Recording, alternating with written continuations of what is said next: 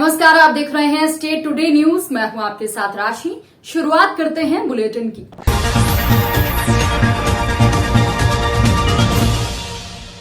कटनी में त्रिस्तरीय पंचायत चुनाव का प्रशिक्षण चल रहा है। सेक्रेड हार्ट स्कूल में निर्वाचन प्रक्रिया को अंतिम शांतिपूर्ण तरीके से और धैर्य से संपादित कराना, निर्वाचन कार्य को किसी प्रकार के मानसिक दबाव के रूप में नहीं बल्कि प्रसन्न होकर संपादित करें, ऐसे निर्देश दिए गए हैं। निर्वाचन आयोग के द्वारा सहायक नोडल अधिकारी असाटी के द्वारा बुधवार को सेक्रेड हार्ट स्कूल के 10 कमरों में 520 प्रशिक्षणार्थियों को प्रशिक्षण दिया जा रहा है। अलग अलग पदों के अनुसार निर्वाचन होना है। सभी मतपत्र अलग अलग रंगों के होंगे। मतदान का समय सुबह 7 से दोपहर 3 बजे तक रहेगा। सहायक नोडल अधिकारी ने बताया कि निर्वाचन आयोग के द्वारा दिए गए निर्देशों के अनुरूप निर्वाचन प्रक्रिया और संचालन करें। मतदान दल के सभी सदस्य आपस में परस्पर समन्वय स्थापित करें। प्रशिक्षण सत्र के दौरान अपने सेवा काल के अनुभव को साझा करते हुए असाटी ने कहा कि निर्वाचन कार्य के दौरान ये विचार कभी मन में नहीं लाए कि मैं परिपूर्ण निर्वाचन कार्य के दौरान पूर्व निष्पक्ष रहें और निष्पक्ष दिखें। मतदान दल भी पूरी निर्वाचन प्रक्रिया के दौरान पारदर्शी व निस्वार्थ। जो हमारे अन्य प्रोग्राम हैं मतदाता जागरूकता के, वो कार्यक्रम भी संचालित हैं। विभिन्न प्रकार के जो हमारे मतदाता आते हैं मतदान कक्षों में, उनसे किस तरह से डील करना है, उस प्रक्रिया के बारे में भी हम उनको अवगत करा रहे हैं। ये हमारा जो प्रशिक्षण है ये 3 दिन से संचालित है। आज अंतिम दिवस है इसका। इस तरह से ये जो हमारा प्रशिक्षण केंद्र है सेक्रेड हार्ट, इसमें लगभग 1560 कर्मचारियों को हमने प्रशिक्षित किया है और ये हमारा द्वितीय प्रशिक्षण है। इसके बाद सीधे हमारे जो मतदान दल हैं वो 24 तारीख को बहोरीबंद और फिर मेरे बिजराहोगढ़ और ढीमरखेड़ा में उपस्थित होंगे और उपस्थित होने के बाद वहाँ से रिटर्निंग ऑफिसर का जो कार्यालय है उन्होंने किसी ने महाविद्यालय में व्यवस्था की है, जैसे ढीमरखेड़ा महाविद्यालय में व्यवस्था है, इसी तरह से बहोरीबंद में व्यवस्था की गई है। वहाँ से सामग्री प्राप्त, बार बार मेरे को बहोरीबंद याद आ रहा है, तो विजय राघवगढ़ में वो सामग्री प्राप्त करेंगे और सामग्री प्राप्त करने के बाद 24 तारीख को ही दल वहाँ से क्या करेंगे, प्रस्थान करेंगे।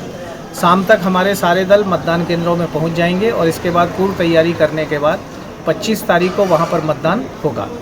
जो हमारा मतदान का समय है वो 7 बजे से 3 बजे तक है।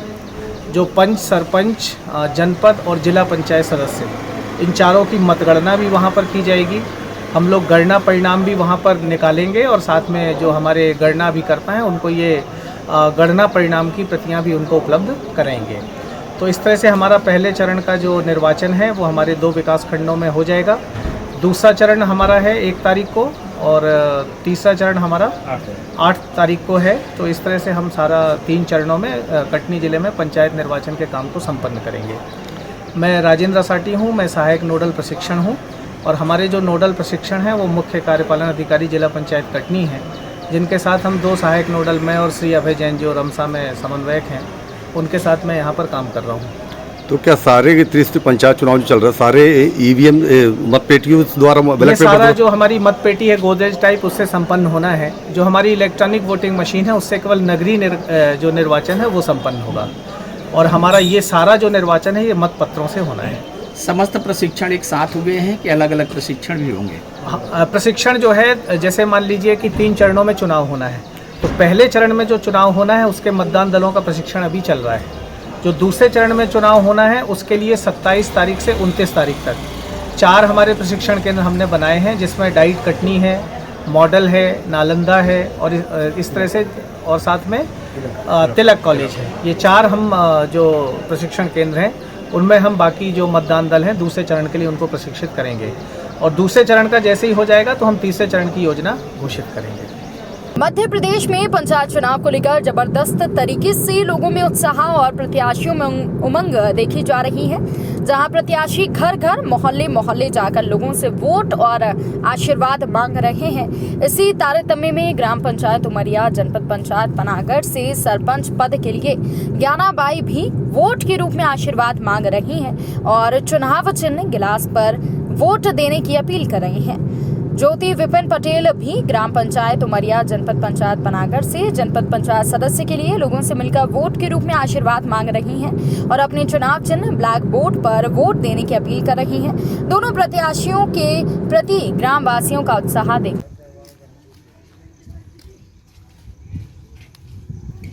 चलो एक मिनट यार, भाड़ बड़ा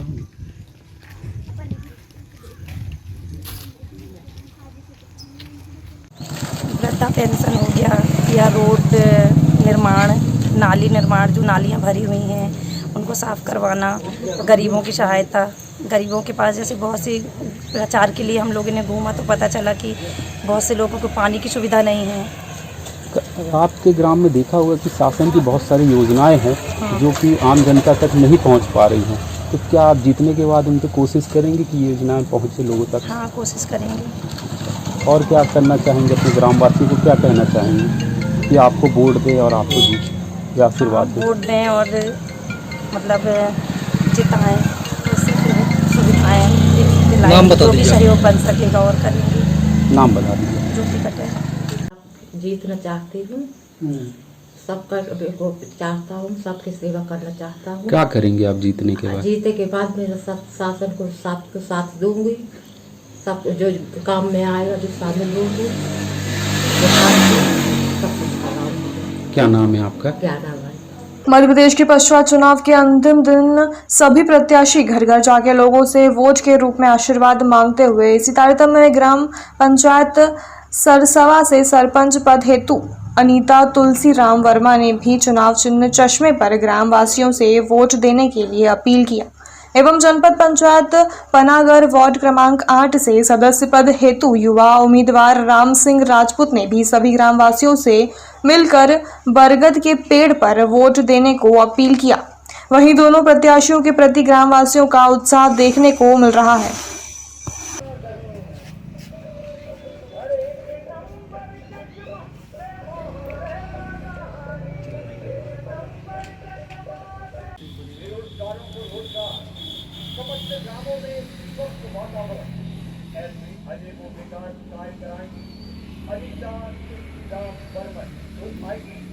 क्या समस्याओं को आप जीतने के बाद लोगों की हल करेंगे आप? भैया जैसे कुछ गली ऐसी हैं जहाँ कीचड़ है, गंदगी है, कुछ नाली भी जाम हैं, कुछ गरीब लोग हैं जिनके घर रहने के लिए नहीं हैं, तो सब उन समस्याओं को उनका निदान करना पड़ेगा। और जो स्कूल हैं बच्चों के कम स्तर के हैं उनको और बढ़ाना पड़ेगा 12th तक, ये सब, और रोड के विकास, खेल के ग्राउंड, ये सब देखना पड़ेगा। कई बार देखा गया है जो गरीब बस्तियां रहती हैं उनको जो स्कीम रहती है गवर्नमेंट की, उनकी स्कीम का लाभ नहीं मिल पाता है सरकार की, तो इसीलिए भैया अपन ने यूथ को छेड़ा है, आगे किया है कि जो बड़े बड़े राजनेता हैं वो क्या होता है जीतने के बाद और आगे का सोचते हैं, गरीबों की तरफ बिल्कुल ध्यान नहीं देते, तो अब उनको हर सुविधाओं का लाभ मिले, यही अपनी सोच है। जी, नाम बताइए। श्री राम सिंह राजपूत। मैं सरपंच में खड़ी हुई हूँ, रचना वर्मन हूँ मैं, और यहाँ गांव की समस्याओं को देखते हुए मैं स्वयं खड़ी हुई हूँ, क्योंकि यहाँ का माहौल देखा है मैंने, तो काफ़ी व्यक्ति परेशान हैं, यहाँ के लोग, नागरिक लोग, जो मैं चाहती हूँ इस गांव का विकास करूँ, इसलिए स्वयं से खड़ी हुई हूँ। और यहाँ की नदी नाले हैं, साफ सफाई।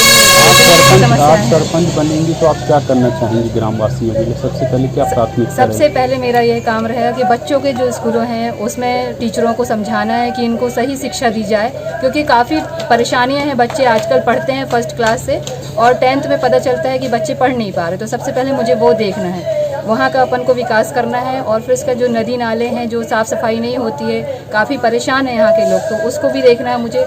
और यहाँ पर जो महिलाएं हैं काफ़ी चीज़ों से विकसित नहीं है, तो हमें उनके लिए भी सोचना हैगा, तो हम चाहते हैं कि अपनी महिलाओं के लिए भी काफ़ी कुछ कार्य करने हैं। और इसीलिए भारी मतों से मुझे प्लीज़ वोट दीजिए। और मेरा पहला नंबर है चश्मा, इसमें आप लोग मत दीजिए मुझे, मैं आपसे यही विनती चाहती हूँ। धन्यवाद। नाम बता दें। रचना वर्मन। फिलहाल इस बुलेटिन में इतना ही। आप देखते रहिए स्टेट टुडे न्यूज।